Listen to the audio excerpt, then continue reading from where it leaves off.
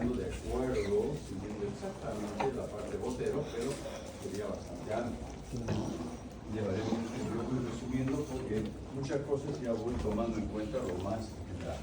Pero cuando ve la clasificación, por ejemplo, hay una parte importante, que para designar el nombre de la enfermedad parasitaria, ¿no?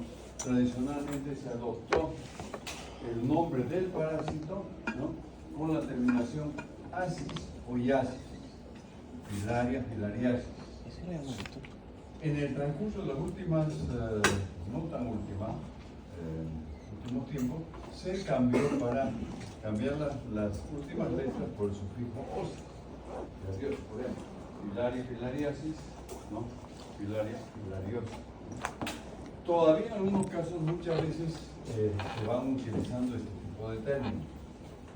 En algunos casos, ya en muchos tipos de trabajos o artículos sobre diferentes temas, por ejemplo, de agentes microbianos, no solamente para se va tomando. Lo importante es que, ¿dónde viene esto? Para que en algún momento, por ejemplo, yo pueda preguntar, decir, ¿no? ¿Cuáles son los principales síntomas que se presentan en la infección producida por ácaros o en ascariosis? ¿Qué tipo de sintomatología puede presentar el paciente inicialmente? Estoy hablando de la enfermedad que está produciendo. Al hablar de ascariosis o ascariosis, me estoy refiriendo concretamente a un parásito, ¿verdad? Entonces, eso es lo que al ir leyendo van a hablar muchas veces Botero va a ir mencionando esa parte. Generalmente nosotros vamos a ir desarrollando en el transcurso de las próximas clases los grupos importantes para estudiar. Generalmente supreno protozoa, helmintos, nemátodos, platermitos y artrópodos. Botero inicialmente comienza con lo que es, por ejemplo, la parte de protozoarios. Habla de protozoarios. Pero por razones didácticas que usted me inicio, se vio, por ejemplo, que se podía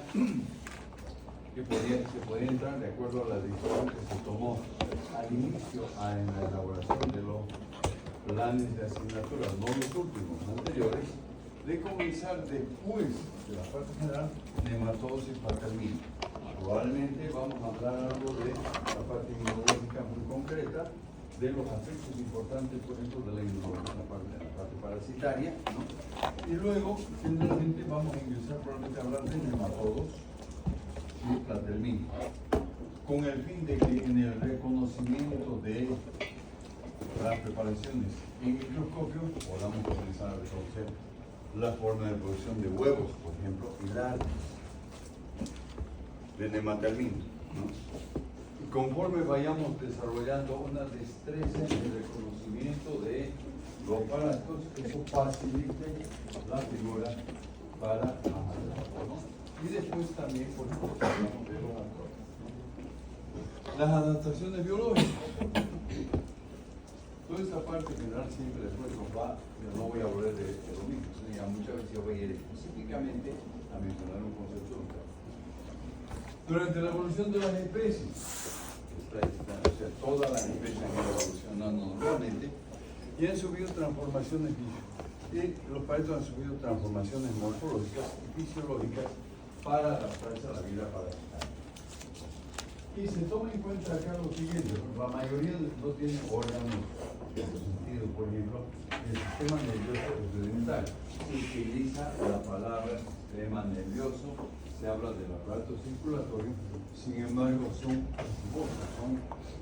elementos muy rudimentales, ¿ya?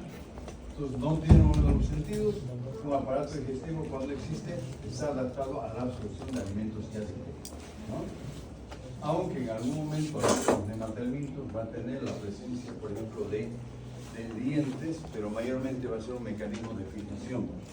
Va a ayudar en la digestión porque muchos de ellos se van a fijar en la mucosa del intestino y va a producir, por ejemplo, el sangrado y va a absorber sangre, en el caso, por ejemplo, de las muciladas. El aparato circulatorio y respiratorio son muy simples, prácticamente una estructura muy rudimental. Esto también que en algún momento vamos a hablar bastante, algunos han adquirido organelización, por ejemplo, como puede ser ventosas, ganchos. En su momento vamos a ver, por ejemplo, que pueden tener la presencia de, por ejemplo, dientes o placas cortantes, ¿no? En los helmintos, porque estoy viendo helmintos, me estoy refiriendo a lo que vendrían a ser lo que comúnmente uno conoce como los lombrices o los gusanos intestinales. En ese caso, cabalmente existen machos y hembras. Algunos tienen la característica de ser hermafroditas, que tienen elementos sexuales masculinos y femeninos en la estructura. En todos, generalmente, la mayor parte del, llamaremos, del cuerpo del parejo está ocupado por el sistema reproductor. Eso es lo más importante. Y la capacidad de producir huevos y larvas es limitada, ¿no? Los protozoarios tienen también una capacidad de multiplicación. Puede ser por división sexual o asexual. De acuerdo a la condición que tiene el paciente, por ejemplo, muchas veces la reproducción es bastante intensa, ¿no? Por ejemplo, mencionaremos que en el caso de un ejemplo, el Ascaris, que vamos a ver, los pares adultos, el Ascaris lumbricoides, por ejemplo, hembra puede medir de 20 a 30 centímetros por 4 a 6 milímetros de diámetro. ¿Qué significa? Significa que el pares adulto hembra tiene la capacidad de producir hasta 200.000 huevos diarios, cada uno, ¿no? Los pares machos son más pequeños, en cambio los machos van medianamente como de la reproducción, en cambio la hembra tiene mayor tipo de actividad dentro del ¿no? Y algo que vamos a mencionar, ¿no? Es referente al ciclo. El ciclo de vida justamente se entiende por el proceso que realiza el parásito para llegar al huésped, desarrollarse en él y producir formas infectantes que perpetúen la especie. Esta es la definición. En muchos casos, lo que ya mencioné en la parte práctica, en el sentido de que en algún momento, en el examen, primer parcial, etc., vamos a dar un primer parcial teórico-práctico y un primer parcial teórico. En el teórico, sobre esta parte, ustedes van a entrar bastante las definiciones. Define ciclo de vida, etcétera, porque eso es lo que mayormente vamos a tomar en cuenta, que después vamos a estar hablando permanente. ¿Ya? Puede haber un ciclo de vida muy simple, ¿no? Que permite a los parestos dividirse en el interior del huésped para aumentar su número, ¿no? Pues muchas veces esto es, por ejemplo, los protozoarios. ¿Qué son los protozoarios? Van a ser justamente formas de parestos más simples, células. Y las células se van a dividir por división binaria, por conjugación, etcétera, diferentes formas. En el caso de los helmintos, ¿qué es lo que va a ocurrir? Salida al exterior de huevos y larvas que caen en la tierra, son expulsados por el paciente, y en condiciones de temperatura y humedad permite, ¿no?, desarrollar, madurar y adquirir una forma, ¿no?, y llegar a ser infectante. Infectante significa que cuando ya penetra al organismo, inmediatamente va a alterar el mismo y va a producir después las manifestaciones clínicas correspondientes, ¿no? ¿Está claro? ¿Sí? Ahora, mecanismo de acción. Los aparatos tienen diferentes tipos de mecanismos. Los aparatos afectan al organismo humano de diferentes maneras, dependiendo del tamaño, número, localización. Principales mecanismos por los que causan daño a los huéspedes son mecánicos, traumáticos, bioquímicos, inmunológicos y expoliativos. ¿Claro? Mecánicos, traumáticos, bioquímicos, inmunológicos y expoliativos. Ahora, ¿a qué se refiere? Y vamos a ir explicando y poniendo algunos mecánicos. Producido por obstrucción, ocupación de espacio y congreso. Mencioné hace un momento un ejemplo.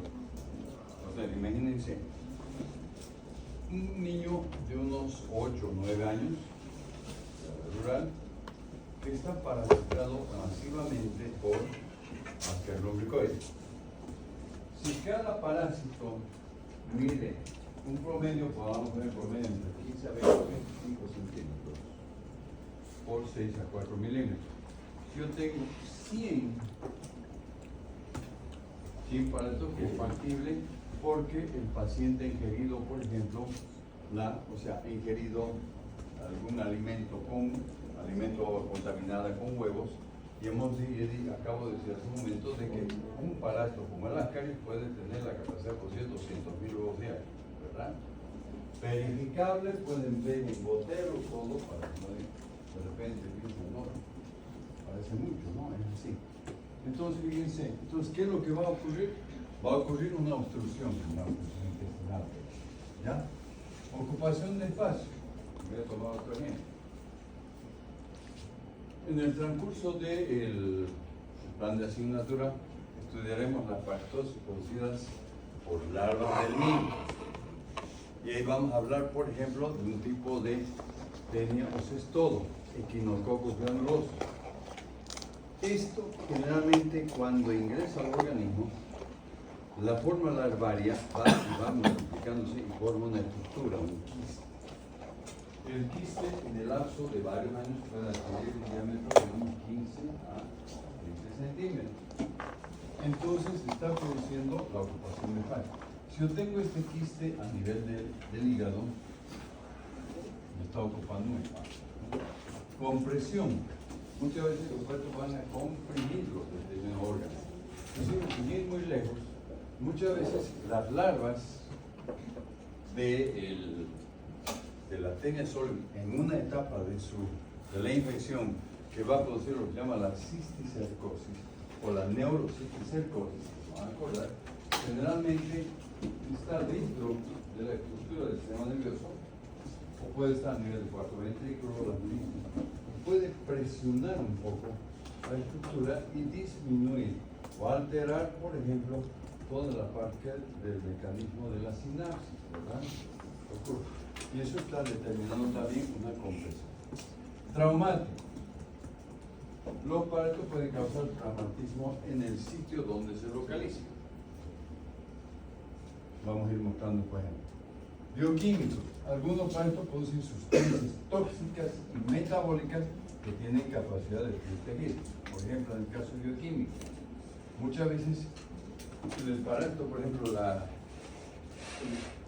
los parásitos de la leishmania, en el caso de cuando afectan a la parte del organismo, va introduciéndose dentro de las células, se va multiplicando, va destruyendo células. Va utilizando factores, por ejemplo, enzimas muy propias que no son compatibles con la parte celular.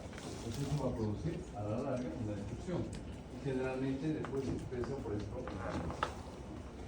Acá primeramente cuando hablaba del Ascaris, ¿no? El hecho, digamos, de la presencia masiva de Ascaris puede determinar, por ejemplo, la obstrucción intestinal. Dentro de una de las primeras complicaciones importantes, vamos a hablar, por ejemplo, de la obstrucción intestinal en el caso de Ascaris lumbricoides en el capítulo correspondiente. ¿Ya? ¿Está claro? Okay. Después mencioné el hecho de la parte del traumático. Acá está el ciclocalmente, este es lo que viene a ser el tricocéfalo, el bingo.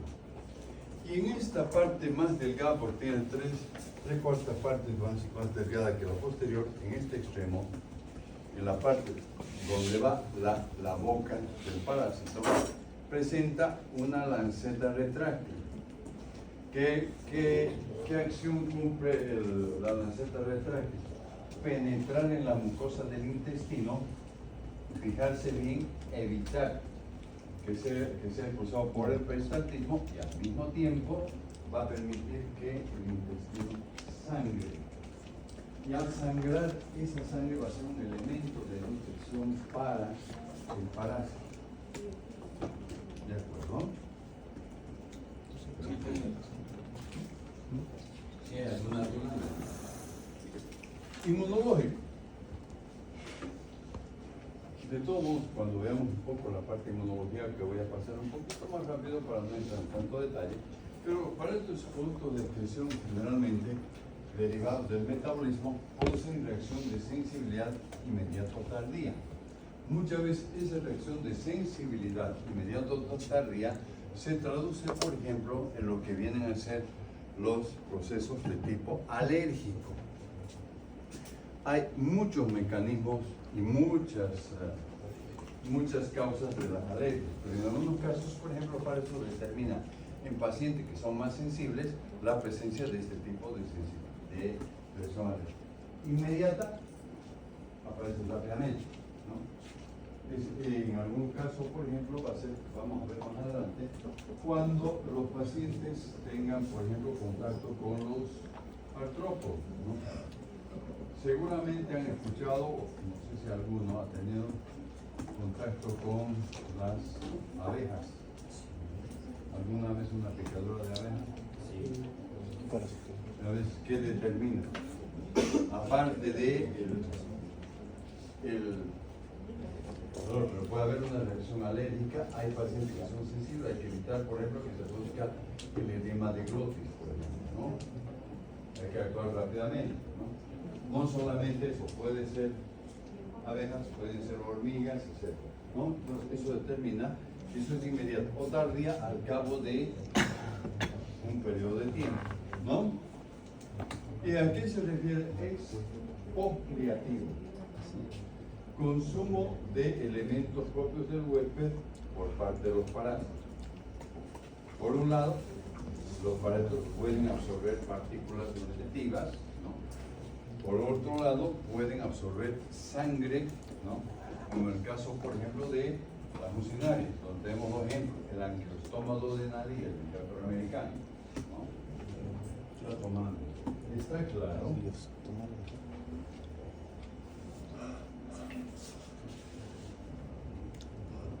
Acá un poco que después ya voy a explicar referente a que el peso, el tamaño del cuerpo, muchas veces los factores, por ejemplo, inmunológicos no van a llegar a actuar cabal.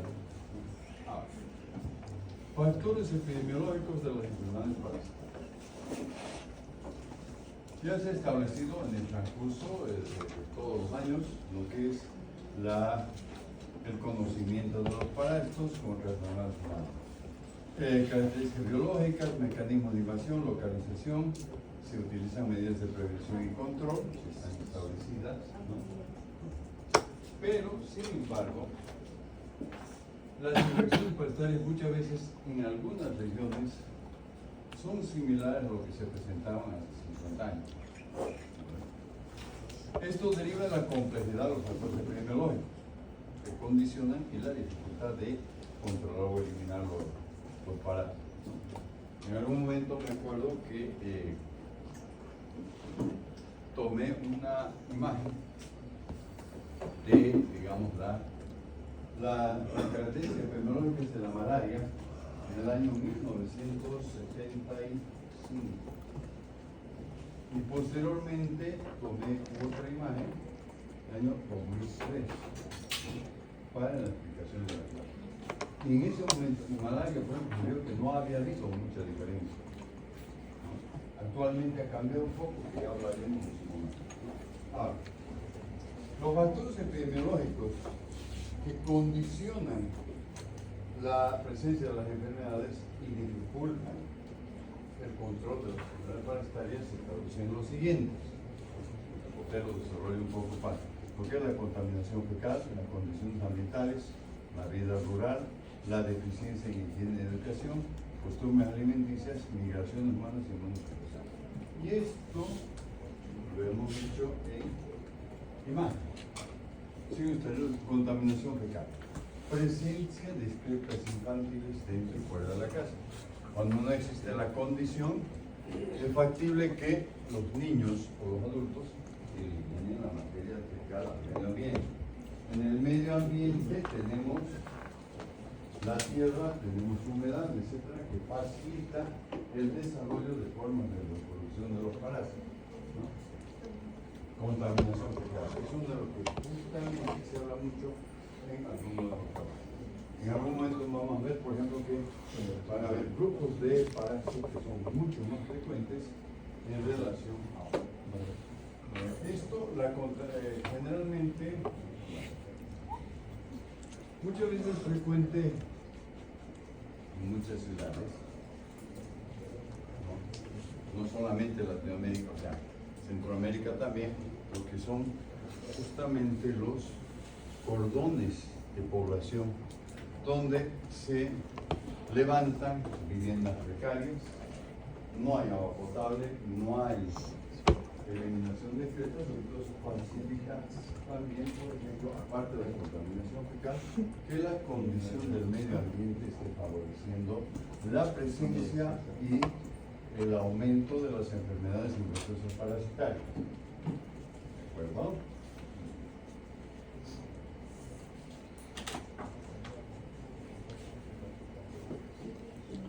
La vida rural. O sea, hay muchas condiciones ideales en la vida rural, sin embargo, he mostrado una imagen. ¿Qué diferencia hay entre esta y esta? Hay una sola habitación directamente, o una casa muy pequeña. Y acá, entonces, ¿qué condiciona esto de que de todos modos el individuo esté muchas veces conviva con los animales y permita que dentro de su medio haya deficiencia en condiciones de salud? En este caso, la misma ya encontramos una vivienda más completa, ¿verdad? Donde probablemente van a haber todas las condiciones ideales y la presencia de letrina, que son otras infecciones. Si ustedes se fijan después en Botero, por ejemplo, hay varias imágenes que nos hablan de esto. Deficiencia en higiene y educación. ¿Qué nos llama la atención acá? ¿Cuál es la expresión de estos niños? ¿Cómo están? ¿Qué están levantando? Están levantando lápices. ¿Están encontrando qué significa? ¿Qué tienen? Educación, que están aprendiendo. Entonces, lógicamente, ¿esto qué significa? Que todos los niños van a aprender las medidas, vamos a hablar hace un momento de medidas de protección, lo que deberían ser la bioseguridad. El lavado de manos, el cuidado, entonces todo eso va a pasar. ¿Y este cuadro qué me muestra? Me muestra cabalmente el cambio, deficiencia en higiene y educación. No es un cuadro que voy a presentar o voy a mostrar para hablar del factor social, político, etc. No, simplemente para hablar de los factores de vida que ayudan a la prevención de la enfermedad. Costumbres alimenticias. Hay un cuadro mucho más clarito en Botero cuando justamente muchas veces consumimos varios alimentos humanos. Porque es lo que hacemos, necesariamente vamos a lavar las manos, vamos a utilizar, acá no hay, vamos a utilizar un alimento, la mesa, etc. Lo que ya saben. Pero la costumbre alimenticia de comer solo, muchas veces acá en los alimentos hay una imagen también en Botero, ¿no? Donde vamos a ver, donde ustedes van a poder ver, por ejemplo, los niños y el suelo.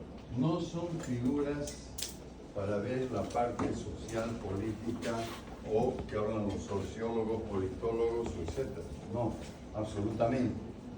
Es más para mostrar, por ejemplo, las condiciones que se pueden presentar en enfermedades infecciosas producidas por parásitos. Miren, este es un cuadro que tenía lo más de. ¿Qué es lo que ocurre en la migración humana? Poblaciones que se desplazan por diferentes factores.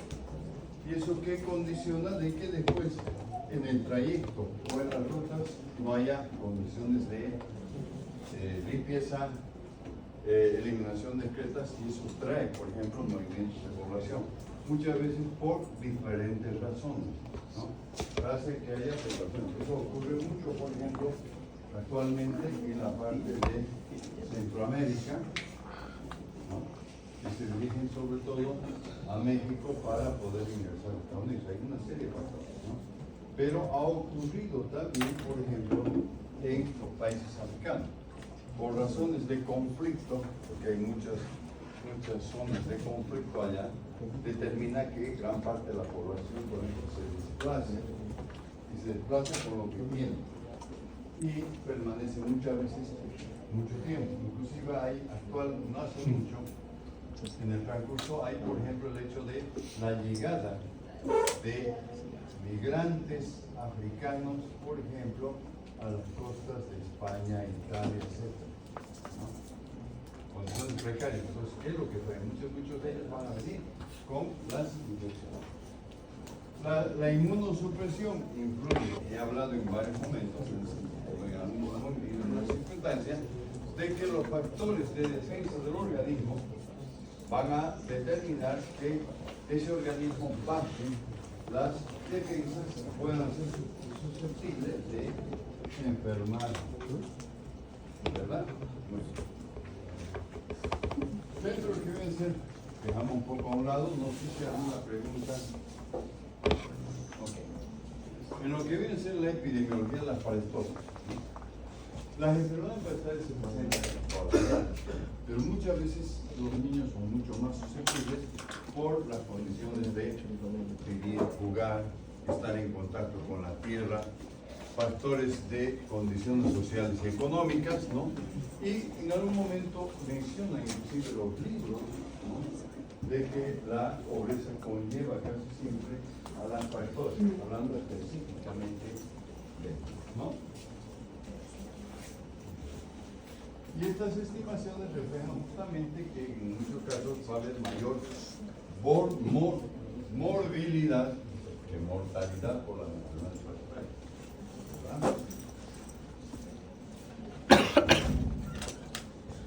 En todo caso, por ejemplo,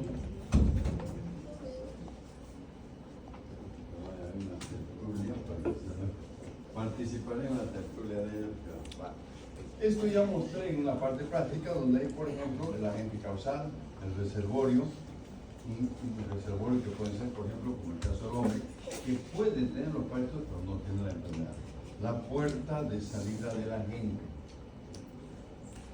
modo de transmisión del agente, puerta de entrada al nuevo huésped y la susceptibilidad. Esto va formando justamente una cadena epidemiológica en la transmisión de las enfermedades. Y eso determina en algunos factores epidemiológicos de que hayan, por ejemplo, inclusive muchas veces se habla de las enfermedades tropicales olvidadas, donde se incluyen muchas veces las enfermedades parasitarias, ¿no? La malaria, la anquilostomiasis, la cariasis, licuriasis, filariasis linfática, esquistosomiasis, leishmaniasis, enfermedad de Chagas, tripanosomiasis africana, oncocetos. Os he mencionado una mayoría. ¿Cuál es bacteriana? La lepra, el tracoma, el VIH-Sida, lógicamente viral, ¿no? Entonces, mostrando en general la importancia de las enfermedades. Un cuadro que nos muestra en algún momento, por ejemplo, la diseminación de las enfermedades parasitarias a nivel del mundo, en algunos casos, ¿no? De la entamoebosis, que se refiere a la infección por enfermedad histolítica, giardiosis, malaria, leishmaniosis, tripanosomiasis africana, esquistosomiasis, ascariosis y distromaliosis. Está hablando con la nueva terminología, que muestra una gran importancia. ¿Sí?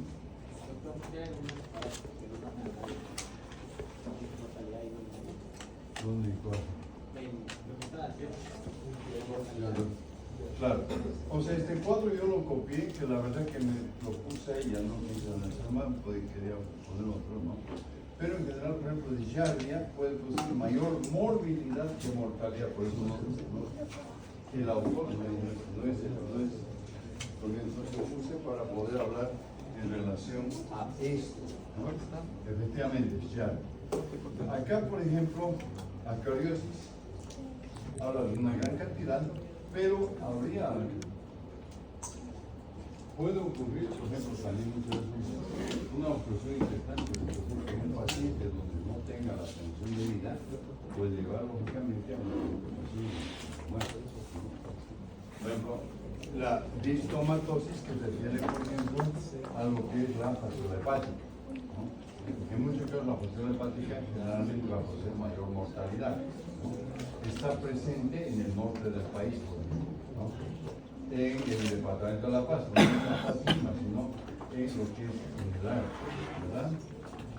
Y los enfermedades africanas sí, porque efectivamente es mucho más agresiva, porque el parosoma Rangel, Robertino, etcétera, va a afectar el sistema nervioso, ¿ya?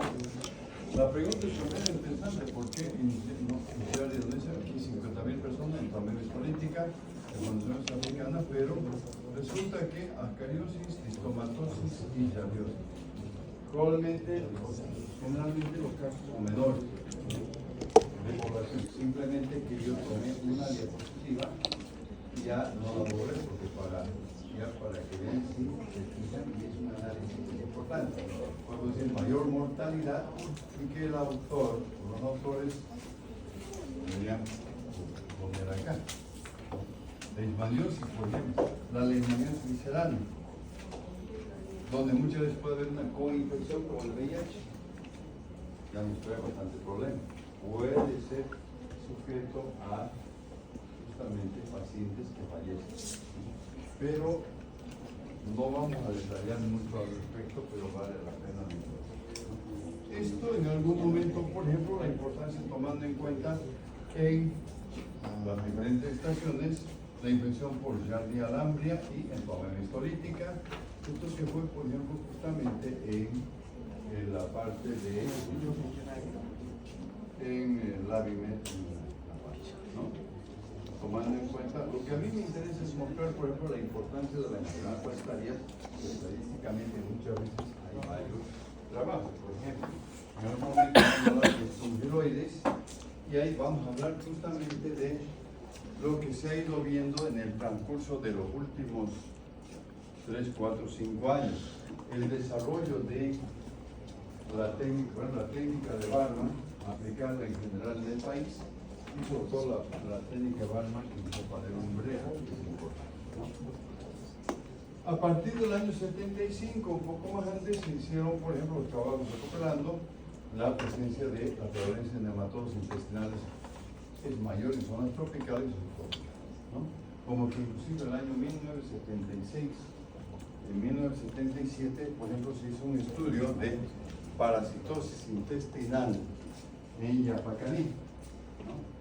La defensa de la comunidad, realmente había una mayor presencia de lo que era especialmente la aqueostomía, ¿no? En base a estos trabajos que se realizaron en el país, el Ministerio, ya en ese momento se llama Ministerio de Previsión Social y Salud Pública, aplica un programa de forestación en el Mintos, principalmente a Aspergillosis, Trichuris y Antropomidae. Aquí, por ejemplo, yo tendría que aumentar los progeloides, ¿no? En ese momento estaba más dirigido eso, ¿no? Y acá se ve la diferencia en cuanto a servicio ecológico andino, valle tropical. Mayor presencia de parásitos en la zona, por ejemplo, tropical. ¿Por qué? Porque la condición de la temperatura, humedad del medio ambiente favorece el desarrollo de la forma parasitaria. ¿Ya? ¿Está claro? ¿Sí? En la zona tropical, en ese momento, tomando en cuenta cabalmente que la mayor prevalencia de los nematodos, asquerrubricoides, que chingan el 95%, trichura, que corresponde al tricocéfalo, y anquilostomida.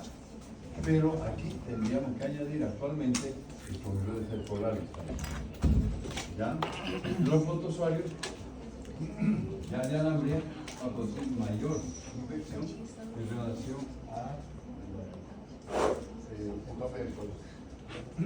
ahora, ¿está claro hasta aquí?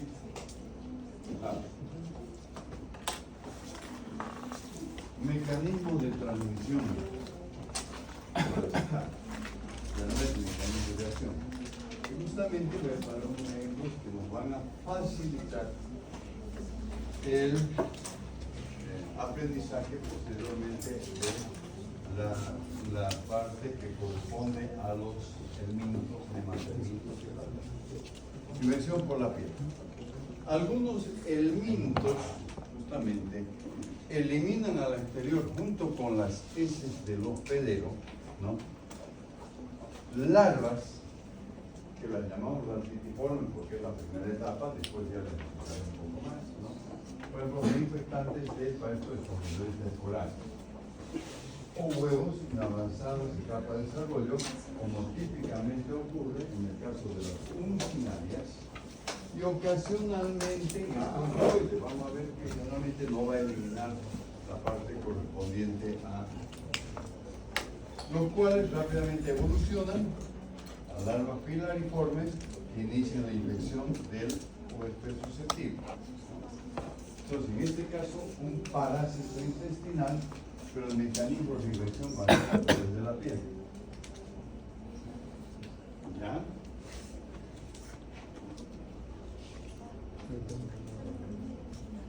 Una explicación muy rápidamente, ¿no? Si está eliminando el paciente, por ejemplo, que tiene el Necator americano, adulto hembra, adulto macho, el macho fecunda a la hembra, produce los huevos, y el paciente elimina junto con la materia fecal los huevos que caen en la tierra. No estoy hablando de piso, tierra, suelo, ¿no? Condiciones de temperatura y humedad apropiada permite que madure el huevo y libere la primera forma larvaria que llamamos larvitiforme por las características que presenta morfológicamente el caso. Esa forma va a mudar, cambiar directamente y se va a transformar en las larvas pilariformes. Estas larvas permanecen sobre la superficie del suelo. Cuando el paciente, por ejemplo un agricultor que utiliza los pies descalzos o está cultivando arroz, por ejemplo, entonces pisa y entonces están las larvas, generalmente van a buscar los espacios interdigitales que tienen lo que llaman pequeñas escoriaciones, pequeñas heridas, porque por las condiciones del suelo el agricultor va a tener alguna enfermedad y penetra. Después vamos a volver sobre el tema, asciende por la circulación de los capilares y entra al organismo. Y un parásito intestinal localizado inicialmente en el intestino, la forma de reproducción va a penetrar directamente por la circulación, va a pasar por el corazón, va a llegar a los pulmones, va a llegar al alveolo, va a romper el alveolo y va a penetrar posteriormente por las vías respiratorias superiores para que en algún momento llegue a la glotis, y la glotis cuando con la función de abrirse va a penetrar el párpado. Entonces, volviendo a esto, parásitos intestinales, ¿no? Que necesariamente realizan un ciclo, y ese ciclo comprende que en una etapa los huevos y las larvas estén sobre la superficie del suelo y penetren por la piel. Vamos a volver a hablar, vamos a ver, pero se van a acordar después. Esto es muy característico cuando se habla de la infección por el ciclo ano-mano-boca. La próxima semana hay un grupo que presenta lo que es la técnica de Graham, ¿verdad? La técnica de Graham es muy específica, no lo entiendo. Mecanismos de infección que ocurre especialmente lo que viene a ser la enterobiasis, la infección producida por enteroides vermiculares, ¿no?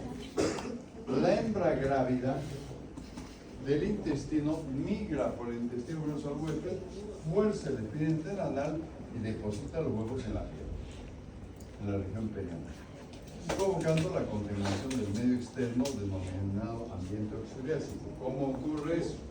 Generalmente muchos de estos niños infectados, ¿no? Están en residencias tipo aldeazos. Entonces, ¿qué es lo que ocurre? Muchas veces en la mañana, por ejemplo, cuando los niños se levantan, realmente la ropa es sacudida para doblarla, efectivamente. Entonces, ¿qué es lo que ocurre? Los huevos son infectantes y muy livianos, pueden caer y diseminarse dentro del ambiente. Entonces, es lo que se llama el ambiente auxiliar. ¿Ya? Entonces, eso permite que pueda haber la infección.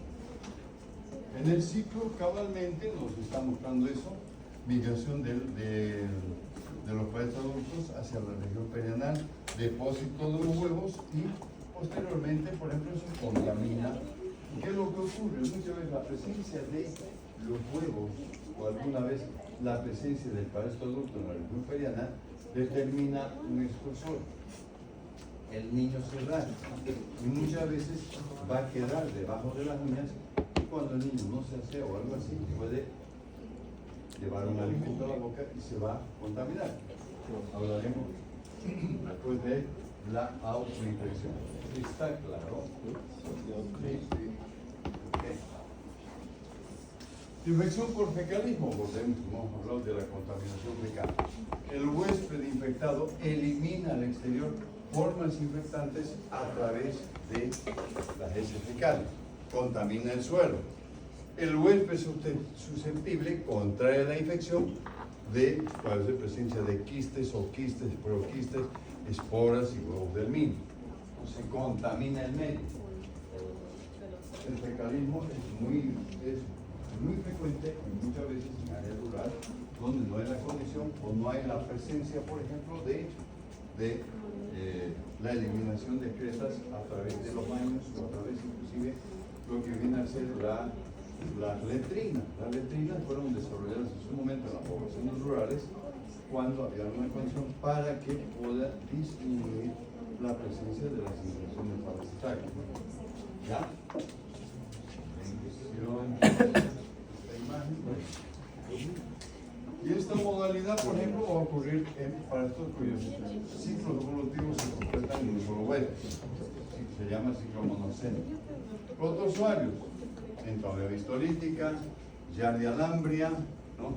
Estoporidio, Blastocistis, y los geohelmintos como el Acarus rubicoides, Trichura, y aquí se menciona un platalmino que menciona de la. ¿Está claro?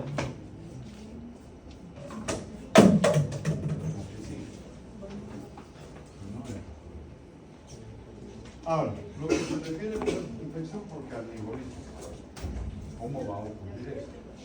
Fundamentalmente parece que presentan ciclos evolutivos más complejos, con interposición de huéspedes intermediarios. En estos casos fueron ciclos heterocénicos. Se establecen los huéspedes en la relación depredador y predator. ¿Qué es lo que ocurre? Muchas veces, ¿no? Porque voy a presentar un ejemplo más de lo que viene a ser, ¿no? El primero tiene la infección del intestino delgado.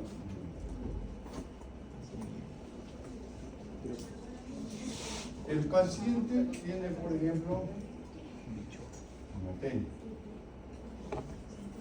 Elimina al exterior y generalmente al medio ambiente. Y muchas veces dentro del medio ambiente se liberan los cerdos, ¿no? En muchas condiciones que se alimentan de detritos, desperdicios, etc. Entonces, si ingiere el huevo de tenia, el mismo ingresa dentro del cerdo, llega al intestino y después se libera la larva que se dirige hacia la parte del músculo. Y muchas veces el individuo se va a infectar con el consumo de carne cruda o mal cocida. Puede ser que este señor sea un portador, elimina huevos, etc. ¿Qué es lo que hace? Es un manipulador de alimentos. El término de manipulador se refiere a las personas que normalmente, digamos, venden alimentos que no hay condiciones, no utilizan, por ejemplo, ciertos factores, ¿no? Muchas veces, dependiendo de los lugares, hay una diferencia de condiciones. Entonces, ¿qué es lo que está haciendo? La persona se está probando, entonces se está infectando, ¿verdad? Entonces, ¿qué es lo que hace? Consume, por ejemplo, la carne que contiene larvas de tenia. ¿Y cómo consume? Cuando no está bien cocida o en algunos casos ligeramente cocido generalmente cuando no se puede sacar la carne puede ocurrir el fenómeno que se está infectando por carnivorismo. La carne se digiere con los jugos, libera las larvas y las larvas penetran en el organismo. ¿verdad? Después ya insistiremos bien en toda esa parte, pero lo que quiero es que vayamos tomando en cuenta esto. ¿Ya? Por los factores que hemos visto, contaminación del suelo por la forma infectante de los parásitos, por el factor de fecalismo, los factores climáticos, ya hay una diseminación de la infección parasitaria en la naturaleza, ¿no? Lo importante es que de todos modos vaya cambiando o vaya modificando con el tiempo, ¿no? Nos falta mucho ya para poder. Factores climáticos, si hemos hablado, permite, por ejemplo, el ejercicio de las enfermedades, la temperatura, humedad, ¿no? Los factores económicos y la cultura. Bajaremos un poco eso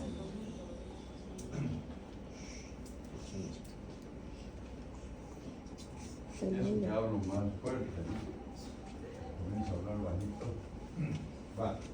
Entonces, todo lo que ya hemos visto acá, la diapositiva del factor, digamos, de lo que viene a ser socioeconómico, la cultura, también la difusión de la enteroparasitosis, participación de cadenas epidemiológicas de la enfermedad, ¿no? Y dentro de la cadena alimenticia puede decir lo siguiente, ¿no? Los únicos seres vivos capaces de sintetizar por componentes como vegetales. De ahí vienen los animales herbívoros y los omnívoros. Y esto se expresa en un cuadro, por lo cual voy avanzando. La cadena alimenticia o cadena trófica. Entonces se crea la cadena alimenticia de los animales. Esto es lo que ocurre o ha ocurrido en los momentos, ¿no? El hecho, por ejemplo, de que los vegetales sean consumidos por herbívoros, fuente de alimentación de los animales. Y el hombre también viene a ser ¿no? Consume, por ejemplo, consume alimentos, consume carne, obviamente, ¿no? Entonces, esto es lo que habitualmente la naturaleza ha permitido también algunos casos, ¿no? Esto es lo que se ha llegado en algún momento, ¿no? El hombre ha comenzado a vivir en comunidad, a utilizar el fuego, cazar los animales, cocerlos y mejorar las condiciones. Posteriormente viene toda la parte de la civilización.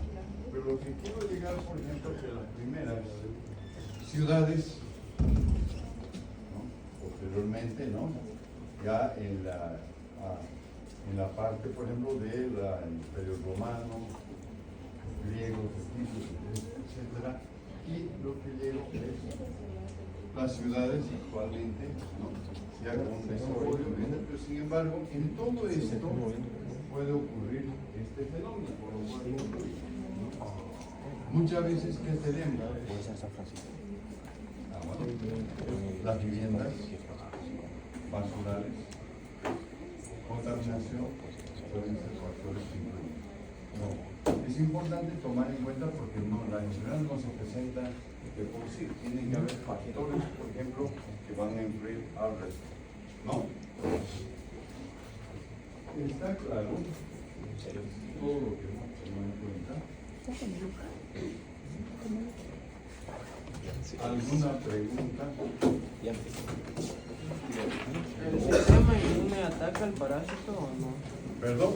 ¿El sistema inmune puede atacar al parásito o no? Muchas veces puede haber, por ejemplo, un factor que altere. O sea, por ejemplo, muchas veces